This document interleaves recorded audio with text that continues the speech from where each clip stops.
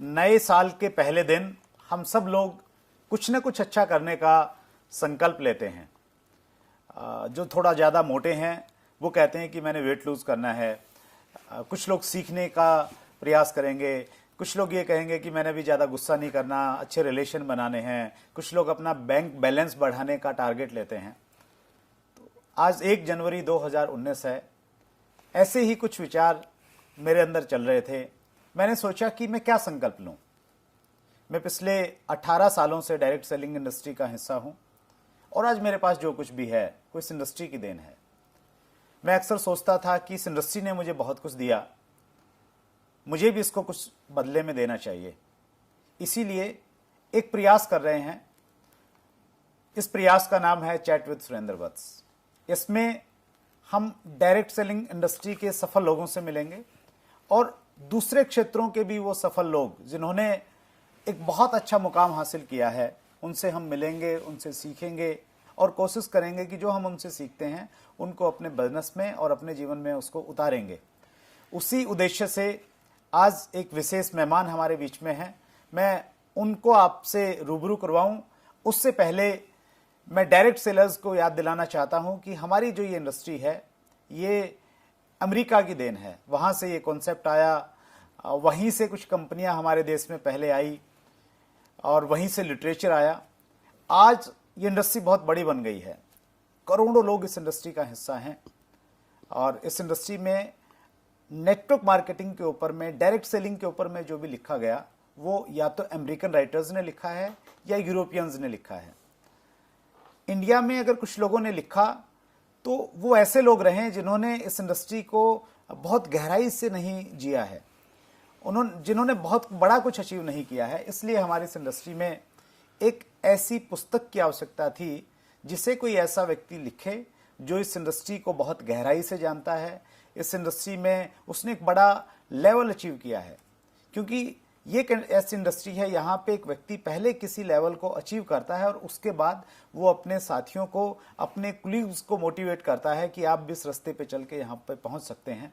और उसी दिशा में एक बहुत शानदार ये पुस्तक मेरे हाथ में है, B a network marketing Millionaire. ये हिंदी में भी उपलब्ध है। इस किताब के राइटर श्री दीपक बजाज, जो लेखक होने के साथ साथ डायरेक्ट सेलिंग इंडस्ट्री का एक जाना पहचाना चेहरा है, बहुत बड़े लीडर हैं, बहुत बड़े अचीवर हैं। और आज के हमारे इस पहले एपिसोड में हम सब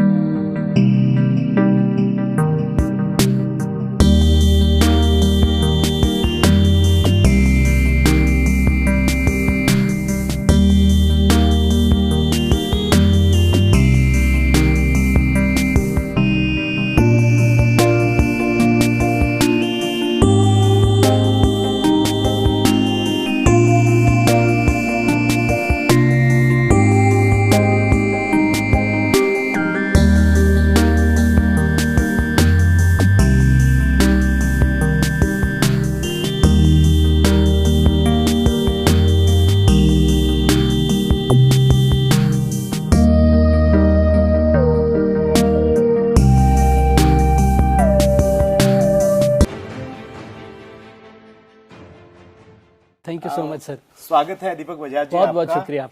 और ये किताब जब से मार्केट में आई है जी, ये मुझे इतनी अच्छी लगी। स्पेशली कल की रात की अगर मैं बातचीत करूं, मुझे आपसे मिलना था। यस। तो मैंने आधा पढ़ा हुआ था पहले और आधी मेरी बाकी थी। तो मैंने इसको पढ़ना स्टार्ट किया और रात को 2 बजे तक मैं इसको पढ़ता रहा जब तक ये फिनिश नहीं हुई। अरे वाह। तो इसने कल की मेरी नींद को हराम कर दिया था जब तक ये संपूर्ण नहीं हुई। और अक्सर हम लोगों को देखते हैं कि जब वो नावल पढ़ते हैं तो उसमें इतना इंटरेस्ट उनको आता है कि वो खाना पीना सब कुछ छोड़ देते हैं। तो मैंने पहली बार ऐसी कोई किताब देखी है जिसमें ज्ञान के साथ में रस है जो आपको बांधे रखता है। तो सबसे पहले तो मैं एक सीनियर डायरेक्ट सेलर होने के नाते पूरी इंडस्ट्री की तरफ से आपका शुक्रिया अदा करना चाहता हूं। जो रिक्त स्थान था वो आपने पूरा किया। Thank you so much sir. और हम जानना चाहेंगे कि ये आइडिया कैसे आपके दिमाग में आया कि एक किताब डायरेक्ट सेलिंग पे लिखनी चाहिए?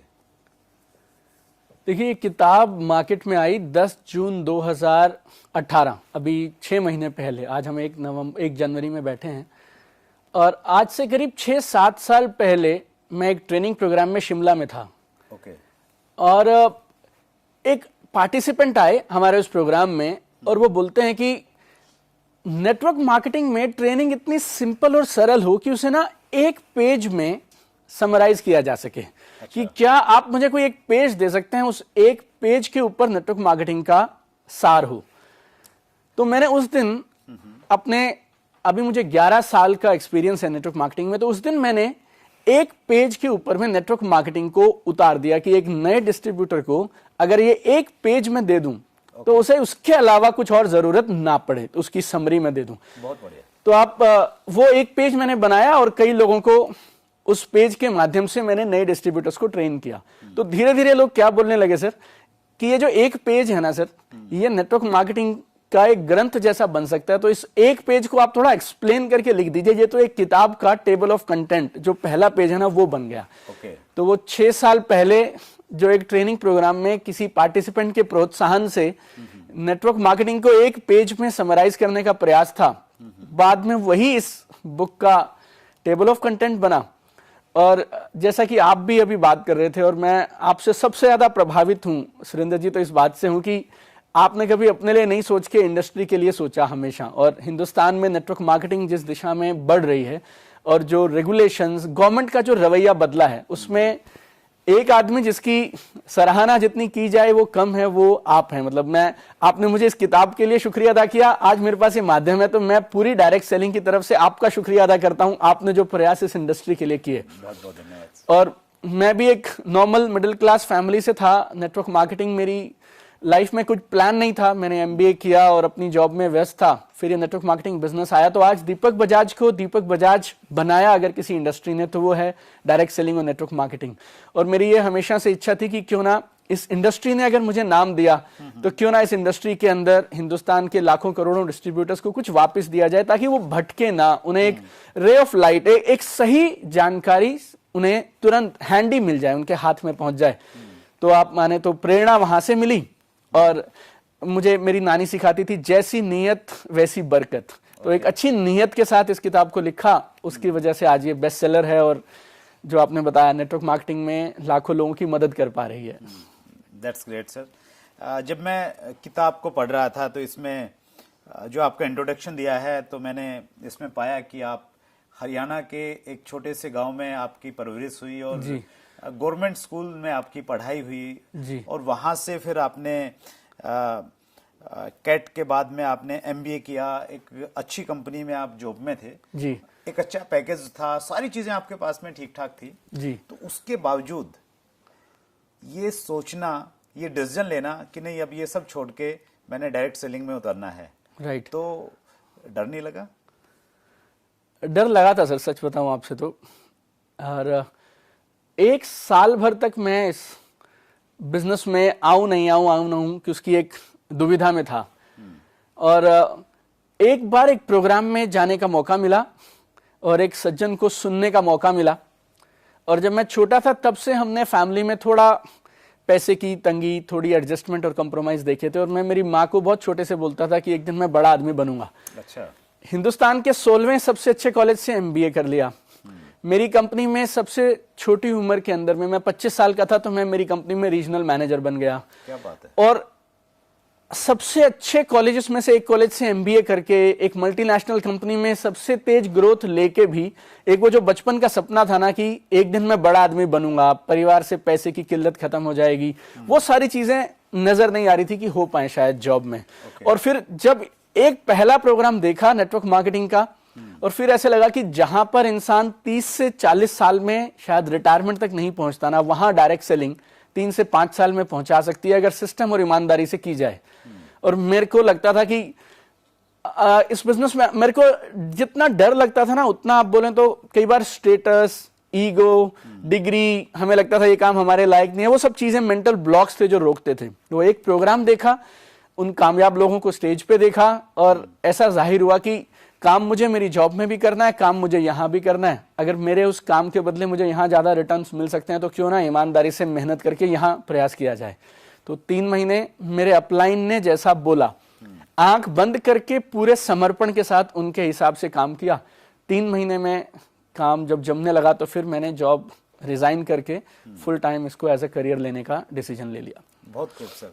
अक्सर ऐसा होता है कि जब कोई भी डायरेक्ट सेलर कोई प्रोग्राम देखता है, हाँ, तो वो प्रोग्राम उसके अंदर उथल पुथल पैदा कर देता है। बिल्कुल कर देता है तो सर। वो स्टेज पे खड़े हुए व्यक्ति के साथ अपने आप को रिलेट करने लग जाता है। यस, तो वो जोश में ऐसा डिसीजन लेता है कि चलो मैं डायरेक्ट सेलिंग के साथ में जुड़ता हूँ। यस, लेकिन जब वो परिवार के साथ में बातचीत करता है या परिवार से बगैर पूछे शुरू कर देता है, तो ज्यादातर ऐसा देखा जाता है कि परिवार के लोग विरोध करते हैं या उतना ज्यादा सपोर्ट नहीं करते हैं। राइट। तो आपके साथ ऐसा कुछ रहा कि जब आप कूद पड़े वो सब कुछ छोड़ के, तो घर वालों ने ये नहीं कहा कि आप पढ़ाई लिखाई इसलिए करवाई थी कि आप ये प्रोडक्ट उठा के ऐसे लोगों को बेचेंगे? नहीं, घर वालों ने बहुत कहा सर मुझे। और इवन जब ये बिजनेस को मैं सीरियसली करने लगा और नौकरी छोड़ने की बात करने लगा तो घर पे एक छोटी पंचायत जैसी हुई। अच्छा। वो रिश्तेदार आए जो मेरी शादी पे भी शायद नहीं आए थे, और कुछ बातें ऐसी भी कही उन्होंने जो शायद मैं इस कैमरे तक कह भी नहीं पाऊंगा। मेरी एक मौसी मुझे यहाँ तक बोली कि ये कुछ चुड़ैल उड़ेल या ऊपरी बला का साया है, इसका झाड़ा बड़ा कराओ तो ये ठीक हो जाएगा। सर आप खुल के बोलिए, क्योंकि हमारे जो व्यूअर्स हैं और जो डायरेक्ट सेलर्स हैं, तो वो कई बार उन चीजों से बड़े हताश निराश होकर छोड़ देते हैं, उनको प्रेरणा मिले। तो आप बता दीजिए जो बोला सर। देखिए, अगर मैं आपसे बोलूं ये सारी बातें, तो पहले तो मुझे भी यकीन नहीं था, तो पूरी बातें तो मैंने भी घर पे नहीं बताई और काम करना शुरू किया, थोड़ा थोड़ा प्रयास शुरू किया। और इस बिजनेस में मेरे साथ क्या हुआ, मेरी पहली मीटिंग जो हुई उसमें मैंने मेरे 40 दोस्त बुलाए थे जी। अच्छा। और ये जो 40 दोस्त थे, ये वो थे जो मेरे लिए कॉलेज में जब झगड़ा होता था तो चेन वेन हॉकी वॉकी लेके आते थे और मेरे लिए जान दे सकते थे और ले सकते थे। और उस मीटिंग में 40 लोगों को 4 बजे मैंने आमंत्रित किया था। 6:15 बजे उसमें से 2 लोग आए थे। अच्छा, ओके। 6:15 बजे में से सिर्फ 2 लोग आए? पहली मीटिंग थी सर ये मेरी। सिरसा में मैंने होटल जय विलास में ये मीटिंग करी थी। ओके। और 2 लोग आए और वो भी ये पूछते मुझे आके कि अगर तुम्हारा कार्यक्रम खत्म हो गया हो तो अपने शाम के कार्यक्रम पे चलें। अच्छा, राइट। ये मेरी पहली मीटिंग थी। हाँ। दूसरी मीटिंग इससे भी खतरनाक रही। उसमें मैंने 70-80 लोग बुलाए थे। गुड़गांव में सेक्टर 14 केक कैसल एक केक बेकरी शॉप थी, उसकी बेसमेंट में बुलाए थे और वहां भी ये सेम आलम मेरे साथ में था। राइट। और पहली 2 मीटिंग के बाद तो एक बार को मैं भी हताश हो गया कि मुझे भी ये काम छोड़ देना चाहिए। लेकिन क्योंकि एक प्रोग्राम देख चुका था, क्योंकि 2 दिन अपलायंस के साथ में रह चुका था, तो अंदर से एक आवाज आती थी कि काम तो यहां से बन सकता है। और शुरुआती दिनों में मैं आपसे बोलूं, कुछ लोग मुझे मिलते हैं और वो बोलते हैं कि कभी कभी मुझे लगता है मैं ये काम छोड़ दूं। तो पहले 2-3 महीनों में तो हफ्ते में शायद 3 बार ऐसा होता होगा कि मुझे भी लगता था कि मुझसे ये काम शायद नहीं हो पाएगा, इतनी ना क्यों सुने। और पहले कुछ महीने तो सर लाइफ ऐसी हो गई थी कि 9 से 6 तक एक लाइफ, जिसमें मैं 4 स्टेट्स का रीजनल मैनेजर हूं। लोग अपॉइंटमेंट लेके मेरे पास आते हैं। अच्छा। 6 बजे के बाद एक अलग तरह की लाइफ, जिसमें जो अपॉइंटमेंट देता है वो घर से भाग जाता है। राइट। और पहले कुछ हफ्ते अगर मैं आपसे बोलूं, मेरी wife she was a scientist with government of India, मैं रीजनल मैनेजर था। और जब शाम को दोनों 7-7:30 बजे अपने अपने ऑफिस से वापस आके प्लान समझाने लोगों को जाते थे, तो और जब 4-4, 6-6 लोग एक साथ लगातार एक रो में आपको मना करते हैं तो बहुत मुश्किल था लेना। लेकिन एक चीज मैं और मेरी वाइफ, एक चीज ने हमें बांध के रखा और रोक के रखा, हम बचपन से कुछ चीजें हासिल करना चाहते थे। और जब जब हमें लगता था कि हम ये काम छोड़ दें, और जब जब हमारे रिश्तेदार जिनकी मैं आपसे बात कर रहा था, और जब मेरी मौसी ये बोली इसका झाड़ा करवा दो, या मेरे एक मामा मुझे बोलते हैं कि तुझे शायद पैसे की कदर नहीं है, तेरे मम्मी पापा को रिटायरमेंट पे जितनी तनख्वाह मिलेगी उतने से ज्यादा पैसे तू आज लेता है, तुझे इस दिन के लिए बड़ा किया था, तू घर घर जाके अब साबुन शैम्पू सामान सब बेचा करेगा। तो एक चीज जो मुझे और मेरी वाइफ को लगती थी, हमें लगता था कि अगर हम ये छोड़ देंगे तो फिर हम करेंगे क्या। और इस बिजनेस को छोड़ने का मतलब था अपने सपनों को छोड़ देना। बहुत खूब। और हम अपने सपनों को किसी भी कीमत पे छोड़ने को तैयार नहीं थे। इसके लिए हम अपना स्टेटस, डिग्री, ईगो, क्वालिफिकेशन, वो सबको एक साइड में रखा। और देखिए, जिंदगी में सिर्फ मेरे साथ नहीं है, ये रामायण महाभारत के समय से होता है। रामायण में दशरथ जी का राज्य बहुत अच्छा था, तीनों रानियां बहुत अच्छे से रह रही थी, चारों भाई अच्छे से रहते थे। एक मंथरा बोल के एक कैरेक्टर आया, उसने कैकेयी को कुछ कह दिया, और वो कैकेयी ने एक गलत आदमी की बात सुनना, एक गलत इंसान की वो एडवाइस मान ली, और वो सारा राम राज्य सब बिखर गया। ऐसे ही महाभारत में वो भाई सब आपस में कौरव पांडव अच्छे से खेलते थे, शकुनी बोल के एक कैरेक्टर आए, उन्होंने कुछ दुर्योधन को कहा और उन्होंने सुन ली। देखिए, जिंदगी में सबके साथ ये पड़ाव आएगा जब आपको चुनना पड़ेगा आप किसकी सुने। और 100 में से 99 लोग जो इस बिजनेस से बाहर हो जाते हैं, उनके पीछे एक वजह ये रहती है कि वो गलत सलाहकार चुन लेते हैं। मतलब आप ये कह रहे हैं कि हर व्यक्ति की जिंदगी में शकुनी भी है, मंत्रा भी है, हमें उनसे थोड़ा पहचानना पड़ेगा और बच के और रहना। एक अपलाइन भी है। अब आपको चुनना है ओके कि किसको चुने और किसकी सुने। और मेरे को एक चीज और मेरे अपलाइन ने उस समय में बताई, शायद हमारे दर्शकों के काम आ सके, कि जिंदगी में 2 चीजें हैं जिस पे लोग निर्णय लेते हैं। एक है फैक्ट्स एंड फिगर्स, तथ्य और सच्चाई, और दूसरे हैं ओपिनियन, जिसको बोलते हैं राय। राय दी जाती है घर पे सोफे पे बैठ के, टीवी के सामने कुरकुरे पॉपकॉर्न खाते हुए। लोग बोलते हैं सचिन को ये बॉल ऐसे नहीं खेलनी चाहिए थी, मोदी जी को ये काम नहीं करना चाहिए था, वैसे विराट कोहली अगर ये ना करता तो बहुत अच्छा खेल लेता, राइट। उन्होंने जिंदगी में कभी बल्ला पकड़ा या नहीं पकड़ा मुझे नहीं मालूम, लेकिन राय दे दी। तो ये जो लोग हमारे चारों तरफ ये राय देते हैं ना, ये काम नहीं चलेंगे, ये उनकी राय है। राय चंदों से सावधान रहें। और मेरा अपलाइन, जब भी हमारे अपलाइन ये बोलते हैं कि ये काम चलेंगे, ये उनकी राय नहीं है, उनके पास इस बात का प्रमाण है और ये काफी सालों से इस काम को कर रहे हैं। और जब ये लोग राय के और राय चंदों और सलाहकारों के हिसाब से निर्णय लेते हैं, वहां पे गलती हो जाती है सर। तो अगर सही सलाहकारों को चुने और तथ्यों और सच्चाई के हिसाब से डिसीजन लें, मेरी समझ के हिसाब से ये बिजनेस से अच्छा बिजनेस दुनिया में है नहीं, और आप कभी बिजनेस से बाहर नहीं जाएंगे। आपकी बात से ये निकल के आ रहा है कि अगर कुछ यंगस्टर्स हैं जिन्होंने पढ़ाई के साथ इसे शुरू किया है, या उन्होंने पढ़ाई छोड़ के इसके विजन के साथ इसको शुरू कर दिया है, तो उन्होंने कोई गलत निर्णय नहीं लिया है। बिल्कुल। और उनके अड़ोसी पड़ोसी और रायचंद मना कर रहे हैं तो बिल्कुल घबराने की जरूरत नहीं है। बिल्कुल घबराने की बात नहीं। चलते रहेंगे तो यहाँ पे सक्सेस हो जाएंगे। वो यहाँ पे सक्सेस होंगे और उसके अलावा जिंदगी में करियर में भी सक्सेस होंगे। क्योंकि आपने ये बात छेड़ दी तो मैं आपको 2 महान लोगों का रेफरेंस देना चाहूंगा इसी बात पे। एक है अपने डोनाल्ड ट्रंप साहब, जो अमेरिका के करंट प्रेसिडेंट हैं। दूसरे रॉबर्ट टी कियोसाकी साहब, जो एक बहुत बड़े जाने माने इन्वेस्टर्स हैं, ऑथर हैं, एजुकेटर हैं, और इन दोनों ने किताब लिखी है मिडास टच। आप मिडास टच में अगर पढ़ें तो रॉबर्ट टी कियोसाकी और डोनाल्ड ट्रंप ये बोलते हैं कि जिंदगी में हर इंसान को कुछ साल नेटवर्क मार्केटिंग जरूर करनी चाहिए। चाहे आप स्टूडेंट हैं, आप हाउसवाइफ हैं, आप जॉब करते हैं या अपना बिजनेस करते हैं, 2 से 3 साल की ये नेटवर्क मार्केटिंग करना, ये तजुर्बा आपको एक बेहतर और कमाल का इंसान बना देगा। बहुत अच्छी बात आपने कही दीपक जी। हम लोग जब अमेरिका की बातचीत करते हैं, चूंकि इंडस्ट्री वहां से शुरू हुई जी, हम देखते हैं विल क्लिंटन के बहुत सारे वीडियोस हैं जिसमें वो अपने नागरिकों को ये कह रहे हैं कि आप डायरेक्ट सेलिंग इंडस्ट्री में आइए। डोनाल्ड ट्रंप साहब की बात आपने की जी।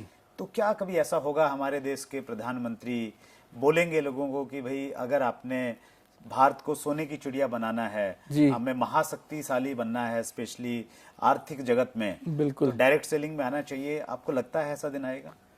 ऐसा दिन आएगा और बहुत जल्दी आएगा। इसके प्रमाण ऑलरेडी हमें देखने को मिल रहे हैं। अगर आप फिक्की की वेबसाइट पे जाएं और उनकी रिपोर्ट्स हैं कुछ, अगर आप उन रिपोर्ट्स को स्टडी करें तो उसमें एक रिपोर्ट है डायरेक्ट 2017 या डायरेक्ट 2017 या 16, इन दोनों में से एक रिपोर्ट है जिसमें वो ये बोलते हैं, उस रिपोर्ट का टाइटल ही अपने आप में बहुत प्रेरणा देने वाला है। वो बोलते हैं contribution of direct selling in building India.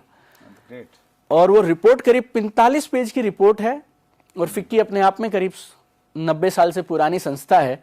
और अगर फिक्की ने इस रिपोर्ट को अपनी वेबसाइट पे 40 पेज की रिपोर्ट को रखा है, और उसमें ये साफ साफ आंकड़ों के साथ बताया गया है कि डायरेक्ट सेलिंग ने किस तरह से make in India, startup India, skill India, women empowerment और डिजिटल इंडिया, ये 5 गवर्नमेंट के प्रयासों को नेटवर्क मार्केटिंग और डायरेक्ट सेलिंग किस तरह से मदद कर रही है, वो अपने आप में काबिले तारीफ है। और जब फिक्की जैसी नामी संस्थाएं जो इंडस्ट्री के एक तरह से बोले इंडस्ट्री की आवाज हैं, they are called voice of the industry, right, अगर उनके वेबसाइट पर और उनके माध्यम से इतनी जबरदस्त रिपोर्ट्स पेश करी जा रही हैं, प्लस फिक्की और केपीएमजी की एक और रिपोर्ट है जो डायरेक्ट 2016 में थी, और वो बोल रहे हैं कि 2025 आते तक हिंदुस्तान में 1,80,00,000 लोग डायरेक्ट सेलिंग करेंगे।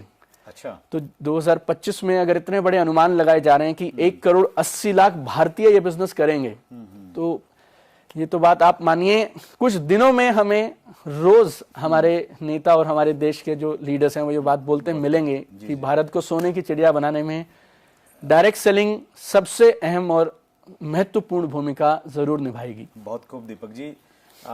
फिक्की से मैं बहुत क्लोजली जुड़ा हूं। फिक्की ने एक बॉडी बनाई है, FICCI direct selling force. FICCI direct selling force, वो उसमें एसोसिएशंस हैं, इंडस्ट्री के लोग हैं और डिपार्टमेंट के लोगों को वो लोग उसमें आमंत्रित करते हैं। तो मेरा सौभाग्य है कि मुझे भी उसमें जाने का और पार्टिसिपेट करने का मौका मिलता है। और आज जो गाइडलाइन आई हैं और गाइडलाइन के आने के बाद में जो हमारे यहाँ कंज्यूमर प्रोटेक्शन एक्ट है उसमें अमेंडमेंट की बातचीत चल रही है। तो इसमें फिक्की जैसी और जो दूसरी ऑर्गेनाइजेशंस हैं, IDSA है, FDSA है, तो इनका बहुत बड़ा योगदान है और ये संस्थाएं आपस में काम कर रही हैं। हम उम्मीद करते हैं कि एक दिन ऐसा आएगा कि हमारे प्रधानमंत्री इस बारे में बोलेंगे, जरूर बोलेंगे। लेकिन इस विजन के साथ आज हमें काम करना चाहिए 100%। अगर हम ये उम्मीद करते रहेंगे कि जब वो बोलेंगे तब हम करेंगे तो शायद हमें बहुत ज्यादा कुछ उस समय शायद नहीं मिलेगा जो आज हमें मिल सकता है। बहुत को एक मैं नेक्स्ट पड़ाव पे मैं अपनी बातचीत को लेके जाता हूं दीपक जी। आज के टाइम में जब डायरेक्ट सेलिंग की बातचीत करते हैं, न्यूज़पेपर में भी आता है और बहुत सारे लोग मानते हैं कि आने वाले टाइम का बिजनेस है जी। लेकिन जब एक नया व्यक्ति डायरेक्ट सेलिंग चुनने जाता है कि मुझे किस कंपनी के साथ में जाना है, हालांकि गाइडलाइंस हैं, वो गाइडलाइन को चेक कर सकता है कि ये कंपनी इस गाइडलाइंस को फॉलो कर रही है या नहीं कर रही है, लेकिन उसे उतनी जानकारी नहीं होती आरंभ में। एक व्यक्ति को अगर सही कंपनी चुनना है जी तो वो किन चीजों का ध्यान रखे? क्या, हालांकि किताब में आपने बड़ी बखूबी इस चीज को कवर किया है, तो मैं चाहूंगा कि हमारे व्यूअर्स के सामने आप संक्षेप में इस चीज को बताएं कि एक अच्छी कंपनी मतलब क्या क्या चेक किया जाए।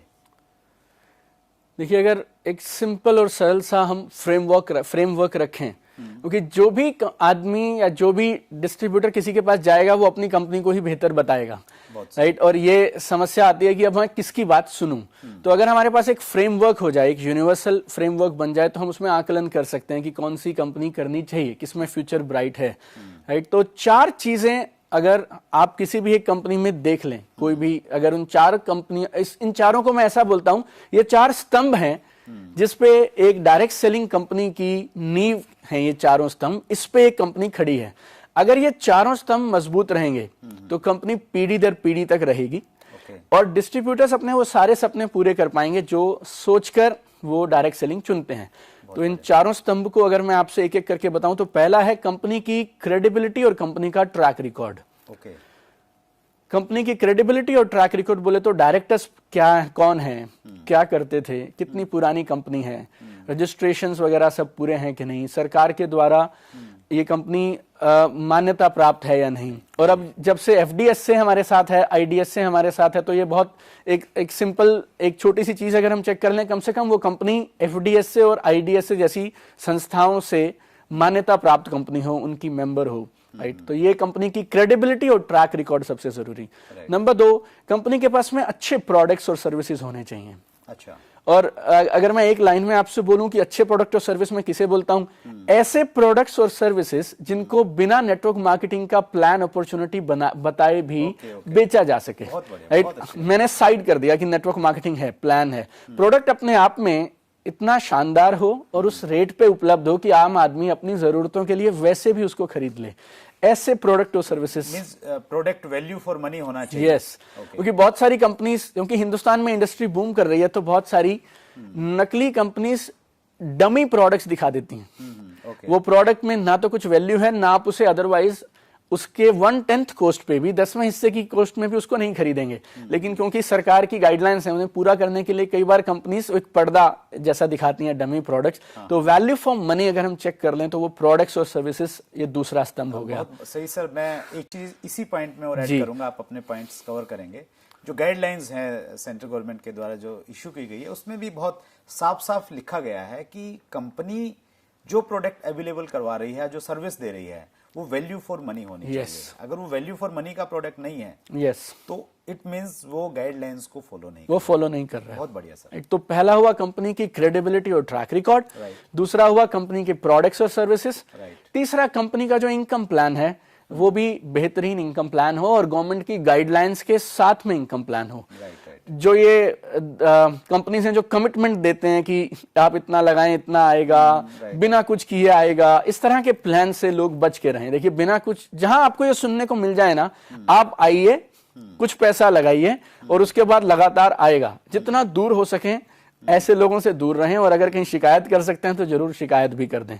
राइट, तो कंपनी की क्रेडिबिलिटी और ट्रैक रिकॉर्ड, अच्छे value for money products and services, company का अच्छा इनकम प्लान हो जो सस्टेनेबल हो, और वो ना जो पैसा आपको कंपनी दे रही है उसका एक सोर्स होना चाहिए। रेवेन्यू जनरेशन हो कहां से रहा है, प्रोडक्ट की सेल होगी, उसमें से ही कंपनी कोई मार्जिन दे सकती है। जहां पे आपको ऐसा दिखे कि कुछ भी नहीं बेचना, बस आप आइए और हो जाएगा, आप समझिए वहां कुछ ना कुछ तो गड़बड़ है। राइट, तो एक रेवेन्यू जनरेशन मॉडल हो, राइट, प्रोडक्ट की सेल के बाद पैसा आता हो, राइट, वो अच्छा मैं मानूंगा, वो इनकम प्लान अच्छे हैं। और चौथा, एक अच्छी कंपनी के पास एक अच्छा एजुकेशन सिस्टम हो, तो आप जिन भी अपलायंस के साथ में जुड़ रहे हैं, जो आपके सीनियर्स हैं, स्पॉन्सर्स हैं, उनके पास भी एक प्रूवन तरीका हो, काम कैसे किया जाए, काम को कैसे आगे बढ़ाया जाए। आपको कुछ टूल्स वूल्स ब्रोशर्स वगैरह कुछ कंपनी दे दे, ताकि आप अपनी नौकरी या अपनी दुकान के साथ, स्टूडेंट्स हैं तो साथ साथ कर पाएं इसको। तो ये चारों चीजें अगर ठोस रहेंगी तो वो कंपनी के साथ आंख मूंद करके अच्छा समय है हिंदुस्तान में आज शुरू करने का, जरूर करना चाहिए। बढ़िया सर, आपने गाइडलाइंस को 4 शब्दों में बहुत अच्छे से आपने समअप किया, ये बहुत अच्छी चीज है। दीपक जी, अगर किसी व्यक्ति ने कंपनी चुन ली है, आपने जो पैरामीटर्स बताए उसके अनुसार, और उसने काम करना शुरू किया है जी, लेकिन जो उसने सोचा था कि इतने दिन में मुझे ये चीजें अचीव हो जाएगी, कार आ जाएगी, बंगला आ जाएगा, राइट, वो उसे जब अचीव नहीं होता है, राइट, तो फिर अंदर से उसको डर भी लगता है, वो कई बार निरुत्साहित हो जाता है। तो ऐसी स्थिति को कैसे फेस किया जाए? देखिए, मैं आपको अब इसका 2 जवाब देता हूं। पहले तो ऐसा कुछ करें कि ऐसी स्थिति आए ना। अच्छा। और दूसरा, अगर ये आ जाए तो फिर क्या किया जाए। देखिए, अगर मैं आपसे पहली बात करूं तो आप नॉर्मली किसी भी आदमी को ये बिजनेस, कोई भी और ट्रेडिशनल बिजनेस जब कोई करता है, मान लीजिए उसने एक दुकान खोली, तो उसमें 20, 30, 50 लाख रुपए लगाते हैं, इंफ्रास्ट्रक्चर पूरा सेटअप करते हैं, स्टाफ रखेंगे, स्टॉक रखेंगे, वर्किंग कैपिटल, ये सब आएगा। और अगर उस बिजनेस में वो शख्स 2-3 साल में कामयाब हो गए, जमा लिया उन्होंने काम, प्रॉफिट आने लगा, तो इसको लोग नॉर्मल बोलते हैं। और लोगों को लगता है पहले 6-8 महीने तो जी सीखने में लगते हैं, राइट, और लाखों रुपए लगा के सीखने में लगते हैं, राइट। उसके बाद धीरे धीरे नो प्रॉफिट नो लॉस, और धीरे धीरे फिर प्रॉफिट आएगा।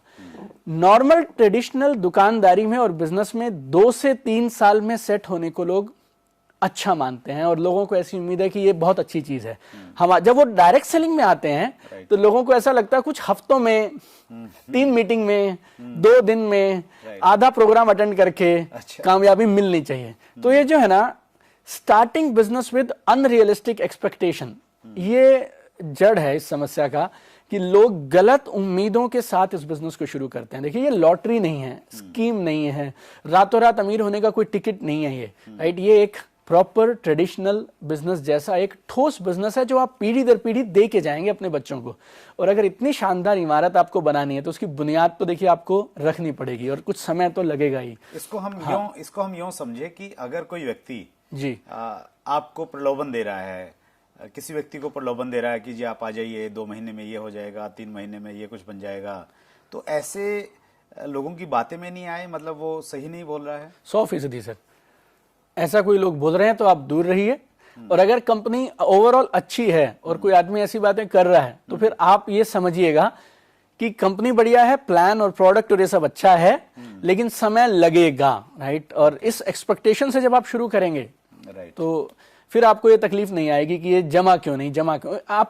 आप नौकरी के लिए भी तो एक इंजीनियर देखिए 4 साल की बीटेक करेगा, उसके बाद 2 साल एमटेक करेगा, और उसके बाद कहीं 20, 30, 40 हजार रुपए मिलते हैं। यहाँ इस बिजनेस में कम से कम आप नौकरी के साथ, दुकान के साथ साथ करीब 6-9 महीने बने रहिए, सीखिए, और जब आप सीख के करेंगे तो अपने आप काम चल जाएगा।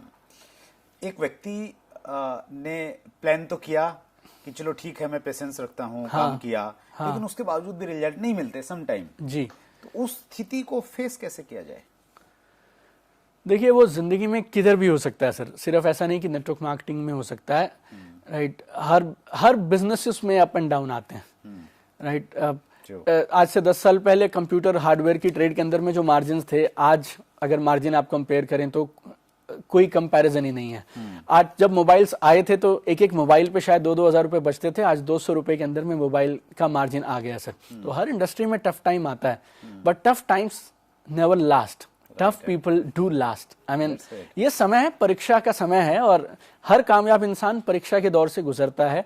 आपने अपने समय में परीक्षा दी होगी, मैं मेरे समय में परीक्षा से निकला हूं। मतलब मैंने भी एक ऐसा समय देखा था जब करीब 9 महीने का समय मुझे याद है, अक्टूबर नवंबर 2008 से और अगस्त 2007 से अगस्त 2008 तक का समय था। एक 9 महीने, मतलब मेरे पास में एवरेज क्वार्टरली बैलेंस जो 5,000 रुपए का रखना होता है वो मेरे अकाउंट में कभी नहीं रहे। राइट। और मेरे क्रेडिट कार्ड ऊपर तक फुल थे, मेरी गाड़ी का इंश्योरेंस तक मैं नहीं करवा पाया था, और महीने में 20 दिन मैं रात को ट्रैवल करता था, और इसलिए करता था क्योंकि होटल में रुकने के पैसे नहीं थे। राइट। लेकिन वो समय से जब आप निकलेंगे, उसके बाद सबके लिए भगवान ने एक शानदार फ्यूचर प्लान करके रखा है। तो हौसला रखें, वो एक टेस्टिंग का समय है। राइट। कई बार जब मैं कई दिनों तक मुझे कुछ नहीं मिलता था ना, और मैं घर रात को लौटता था तो मेरी वाइफ पूछती थी कैसा रहा आज का दिन, तो मैं उसे बोलता था today was a character building day. अच्छा, आज चरित्र निर्माण का दिन था। और वो समझ जाती थी कि आज इसे पैसे नहीं मिले, लेकिन आज ये अपने विजन और अपने ड्रीम के लिए मेहनत करके आया है। तो मैंने भी कैरेक्टर बिल्डिंग डेज देखे हैं, आपने भी देखे हैं, और अब लोगों की बारी है। अगर बहुत अच्छी आपने बातचीत की। एक बहुत बड़ा नाम है हमारी इंडस्ट्री में, अभी वो इस दुनिया में नहीं है, जेट श्री सतीश पंडित। तो उनकी बहुत सारी ऑडियो वीडियोस यूट्यूब पे अवेलेबल हैं। तो मैंने उनको सुना, वो ये कहते हैं कि अगर आपको संघर्ष करना पड़ रहा है, दूसरे लोगों से ज्यादा टाइम लग रहा है अचीवमेंट में और अपना लेवल प्राप्त करने में, तो जिस दिन आपका सम्मान किया जाएगा, और जब आप स्टेज से बोलेंगे कि मैंने इतनी मेहनत की, इतने दिन लग गए मुझे यहां तक पहुंचने में, मेरे पास फाइनेंशियली ये सिचुएशन थी, घर वालों ने ये विरोध किया, लेकिन मैंने हिम्मत नहीं हारी, इसलिए यहाँ पे हूँ। तो कहते हैं कि सबसे ज्यादा तालियां उसी के लिए बजेंगी, सबसे ज्यादा ऑटोग्राफ उसी से लिए जाएंगे। तो हम ये माने इस चीज को कि अगर संघर्ष हो रहा है तो ये मान के चलें सम्मान भी बड़ा होगा। 100% सर, 100% सर। रतन टाटा साहब ने एक बार किसी इंटरव्यू में कहा था कि ईसीजी जो है, जो हमारे हार्ट की सिचुएशन बताती है, उसमें लाइन अगर ऊपर नीचे हो रही है तो समझ लो आदमी जिंदा है। जैसे वो लाइन स्ट्रेट हो गई तो समझिए कुछ नहीं बचा। तो लाइफ में चैलेंजेस आएंगे, बट हमेशा विश्वास रखें कि सक्सेस में be delayed but success will not be denied. I mean एक दिन कालियों का शोर तालियों की गूंज में बदलेगा, लेकिन उस एक दिन का बस हमें इंतजार करना है और उसके लिए तपस्या जारी रखनी है। चलिए, बहुत खूब सर। आपकी जो बुक है, वैसे तो इसका हर एक लाइन, हर एक पॉइंट बहुत अल्टीमेट है। इसमें जो सेकंड आपका चैप्टर है, principles to give foundation to your business ji, इसमें आपने 20 पॉइंट बताए हैं। हर पॉइंट बहुत लाजवाब है, लेकिन आजकल थोड़ा फास्ट जमाना है, स्पेशली यूट्यूब के जो हमारे व्यूअर्स हैं, राइट, तो उनके पास में टाइम बिल्कुल नहीं रहता। बिल्कुल। तो मैं ये चाहता हूं इन 20 पॉइंट में से 3 ऐसे पॉइंट जो आपको लगता है कि ये बहुत इंपॉर्टेंट हैं जी, वो आप प्लीज शेयर कीजिए। राइट।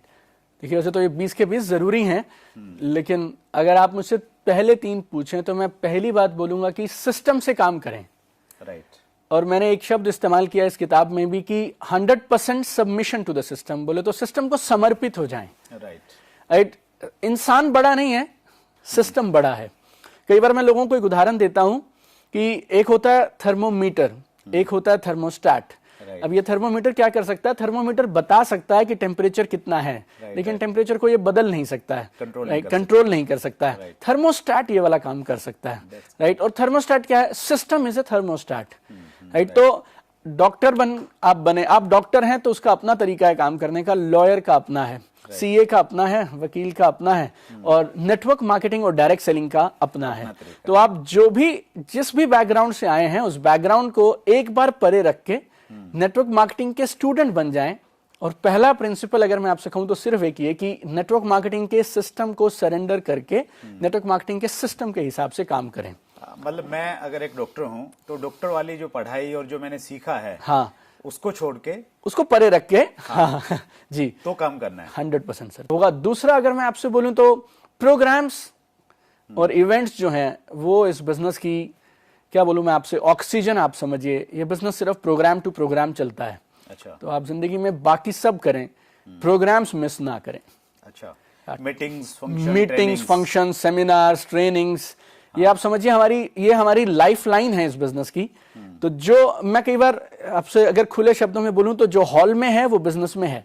That's great. राइट, आप ट्यूशन कितनी अच्छी पढ़ लो लेकिन स्कूल छोड़ के नहीं पढ़ सकते। लेकिन प्रॉब्लम ये है सर, हॉल में लाए कैसे लोगों को? उसके तरीके किताब में लिखे हैं। अच्छा, उसके लिए उसको पढ़ना पड़ेगा। राइट, तो ये दूसरी बात सर। और तीसरी मैं बोलूंगा, ये ना बिजनेस में एक शख्स है जो हमेशा आपका भला चाहता है। वो हो सकता है आपसे उम्र में छोटा हो सकता है फाइनेंशियल पोजीशन में आपसे छोटा हो सकता है तजुर्बे में छोटा हो, उसकी बात आप जरूर माने, और वो है आपके अपलाइन। अच्छा, राइट, तो अपलाइन एक ऐसा शख्स है जो इस बिजनेस में कभी आपका बुरा नहीं चाहेगा।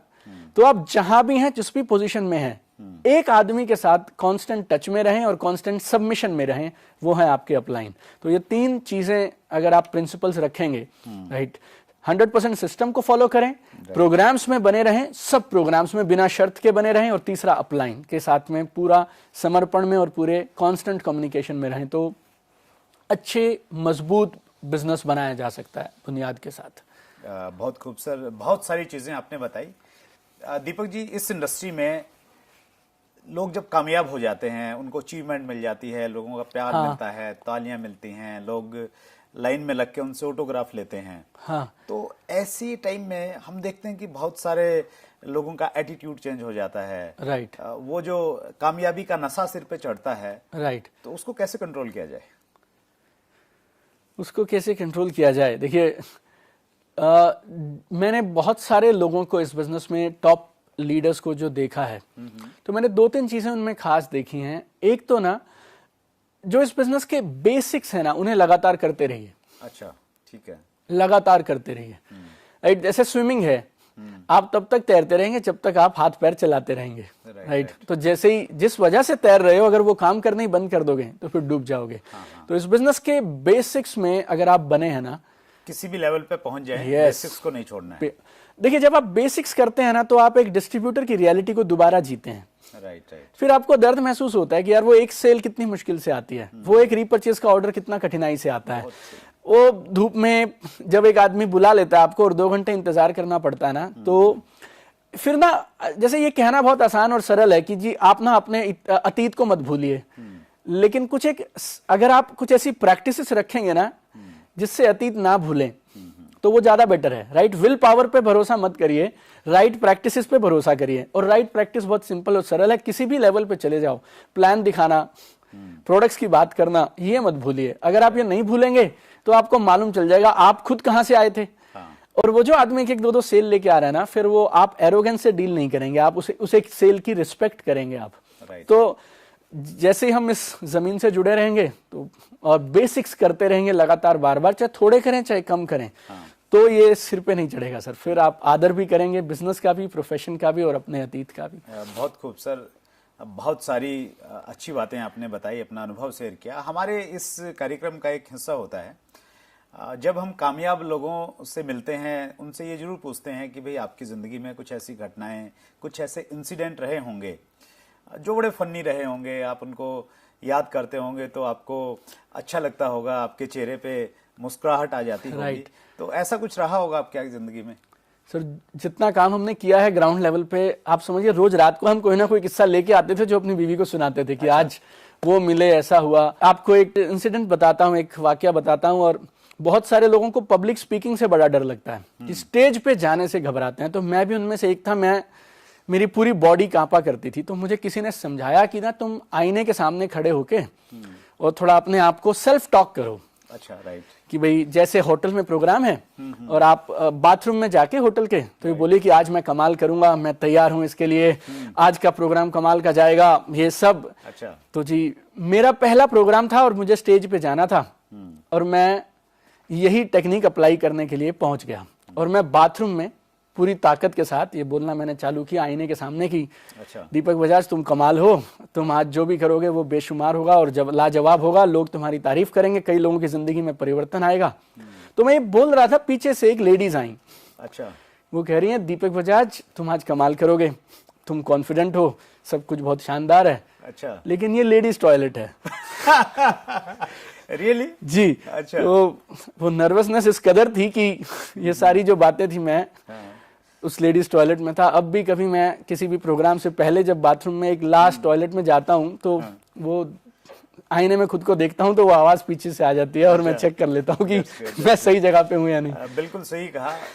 मुझे भी अच्छे से याद है कि जब मैं इस इंडस्ट्री में आया तो मैं अपने शहर का होस्ट था, तो होस्ट के नाते मुझे मेरी अपलाइन ने बताया कि भाई आपका ये काम है, आप प्रोग्राम की शुरुआत करवाओगे जी, और शुरुआत में अपना नाम बताओगे और जो मेन स्पीकर हैं उनको आप स्टेज पे इनवाइट करोगे। ओके। तो मैंने कहा सर मैं नहीं कर पाऊंगा। बोले 1-1.5 मिनट लगेगी सारी की सारी, तो ये बिल्कुल आसान है। मैंने कहा चलो ठीक है सर। तो मैंने सर रात को घर पे अपनी पत्नी को बोला, मैंने कहा मैं बोल रहा हूँ आप सुनो। और मैंने खूब रिहर्सल करी, मेरा नाम सुरेंद्र वत्स है और आज हमारे चीफ गेस्ट फला फला व्यक्ति हैं, आप तालियों के साथ उसका स्वागत कीजिए। मैंने कम से कम 50 बार उस लाइन को रिपीट किया जी, और स्टेज पे गया। पहला मेरा मौका था जिंदगी में। राइट। और जैसे ही मैं गया, माइक मेरे हाथ में दिया, मैं बिल्कुल ब्लैंक हो गया, मैं कुछ नहीं भूल पाया।